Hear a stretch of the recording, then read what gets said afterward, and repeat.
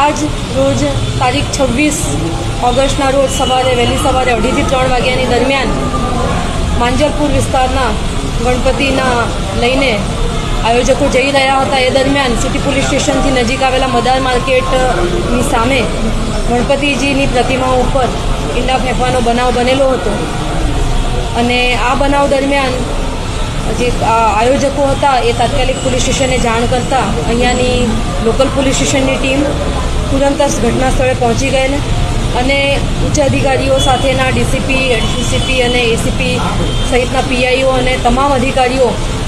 DCB, PCB અને એસઓજીની અલગ અલગ ટીમ્સ તાત્કાલિક ઘટના સ્થળે પહોંચી ગયેલ અને આ જે આખી પરિસ્થિતિ હતી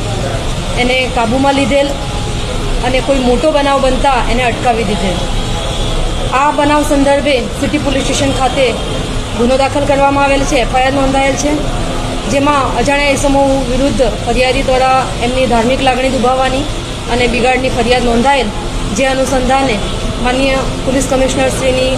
સૂચનાથી અલગ અલગ ટીમોની રચના કરવામાં આવેલી, જેમાં લોકલ પોલીસ સ્ટેશનની ઝોન 4ની ટીમ, ઝોન 3ની ટીમ, ડીસીબીની ટીમ, એસઓજી, પીસીબી, તમામ એલસીબી ઝોનની જે એલસીબી છે એ તમામ ટીમો આ આરોપીઓને આઈડેન્ટિફાય કરવા માટે લાગી ગયેલી, જેમાં અલગ અલગ વિસ્તારના સીસીટીવી કેમેરા, રાતની બધી મૂવમેન્ટ્સ સાથે ટેકનિકલ સોર્સિસ અને હ્યુમન ઇન્ટેલિજન્સના આધારે આપણને આ આખા પ્રક્રિયા દરમિયાન એક ઇનપુટ મળેલો, જેના આધારે ટેકનિકલ સોર્સિસ અને હ્યુમન ઇન્ટેલિજન્સના આધારે આરોપીઓ આઈડેન્ટિફાય કરવામાં વડોદરા શહેર પોલીસને સફળતા મળેલી છે. 3 આરોપીઓને આઈડેન્ટિફાય કરી દેવામાં આવ્યા છે, જેમાં એક આરોપી સગીર હોવાનું ખુલ્યું છે અને બાકીના જે 2 અન્ય આરોપીઓ છે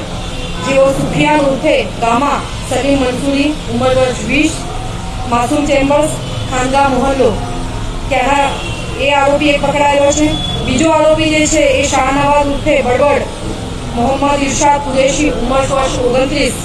માસૂમ ચેમ્બર્સ, ખાનગા મોહલ્લો. આ બંને આરોપીઓ ખાનગા મોહલ્લાના છે અને આ આરોપીઓને અલગ અલગ તરફથી પૂછપરછ કરતા ગુનાની આખું કઈ રીતના થયો છે એની પોલીસે તજવીજ કરેલી છે અને હાલનું ઇન્વેસ્ટિગેશન ચાલી રહ્યું છે. ઇન્વેસ્ટિગેશન દરમિયાન વધુ તપાસમાં